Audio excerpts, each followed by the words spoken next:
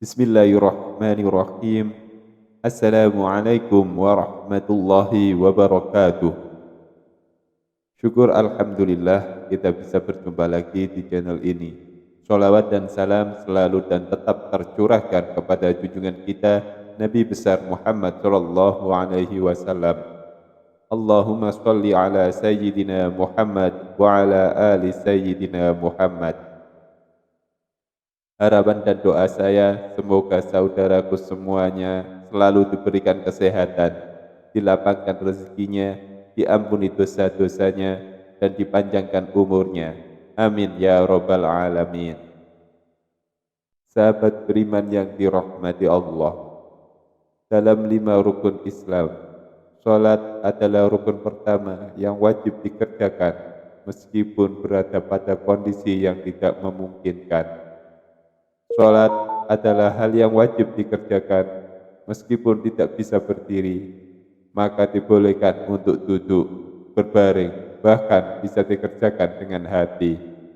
Karena itu, sangatlah tidak logis apabila seseorang mengaku beriman kepada Allah, namun meninggalkan ibadah yang berfungsi sebagai tiang agama. Meskipun sholat merupakan tiang agama, ternyata ada beberapa jenis sholat yang sangat dibenci oleh Allah Subhanahu wa Ta'ala. Dalam ajaran Islam, sholat bukan lagi ibadah yang perlu dipertanyakan tentang status hukumnya. Di berbagai dalil Al-Quran maupun hadis, Allah Subhanahu wa Ta'ala serta Rasulullah Sallallahu Alaihi Wasallam telah menetapkan dengan jelas. Sudah ditetapkan mana sholat yang wajib dan sunnah. Namun meski demikian, masih banyak yang menyepelekan sholat. Rasulullah Shallallahu Alaihi Wasallam bersabda, inti dari segala perkara adalah agama Islam dan tiang penopangnya adalah sholat. Hadis riwayat Tirmidzi. Meskipun sholat merupakan tiang agama, namun bagi segelintir muslim saat ini, kedudukan tersebut kerap kali dianggap enteng. Alhasil, sholat yang seharusnya mampu mendatangkan pujian dari Allah, justru berubah menjadi ibadah yang sangat dibenci Allah dan Rasul-Nya. Bagaimana tidak? Esensi utama dalam sholat adalah mencari ketenangan dan kekhusyuan.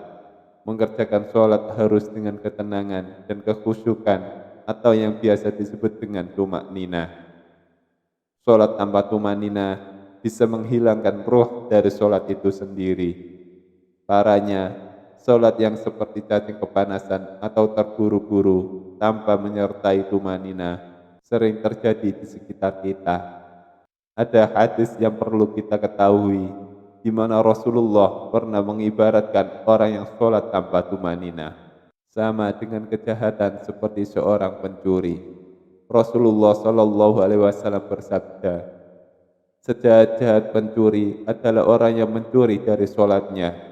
Para sahabat bertanya, wahai Rasulullah, bagaimana dia mencuri dari sholatnya? Beliau menjawab, orang yang tidak menyempurnakan rukuk dan sujudnya. Hadis riwayat Ahmad. Kondisi yang dijelaskan dari hadis ini ternyata berangkat dari pengalaman Rasulullah bersama para sahabat. Hari itu, setelah Rasulullah selesai sholat berjamaah, tiba-tiba seorang laki-laki masuk ke dalam masjid dan langsung mengerjakan sholat sendirian. Anehnya, ketika sholat, laki-laki itu melakukan gerakan rukuk dan sujud tanpa disertai jeda. Melihat hal itu, Rasulullah kemudian berkata di hadapan sahabatnya, apakah kalian menyaksikan gerakan sholat laki-laki tersebut? Barang siapa yang semasa hidup melakukan sholat seperti itu, maka dia meninggal tidak dalam keadaan Islam. Tidak berhenti sampai di situ. Di hadapan para sahabatnya, Rasulullah juga mengatakan, model ibadah seperti itu ibarat seperti burung gagak yang sedang mematuk darah, atau seperti orang yang lapar yang hanya makan sebutir atau 2 butir biji kurma tanpa pernah merasakan kekenyangan. Dalam buku Agar Sholatmu Makin Khusyuk karya Syekh Muhammad Sholih Al-Munajjid dijelaskan, Salah satu dosa orang yang mengerjakan sholat adalah tidak memperhatikan rukun sholat, yaitu tumaninah. Memang tidak ada yang bisa menyangkal tentang perkara diterima atau tidaknya suatu amalan, hanyalah ketentuan Allah Subhanahu wa taala. Tetapi sebagai umat muslim, kita juga harus mengetahui bahwa ibadah-ibadah yang telah ditetapkan rukunnya tidak bisa diubah atau dilanggar. Itulah sholat yang dibenci oleh Allah dan Rasul-Nya. Kita harus berhati-hati memperhatikan rukunnya. Wallahu a'lam bishawab. Demikian yang bisa saya bagikan. Semoga bermanfaat untuk kita semua. Assalamualaikum warahmatullahi wabarakatuh.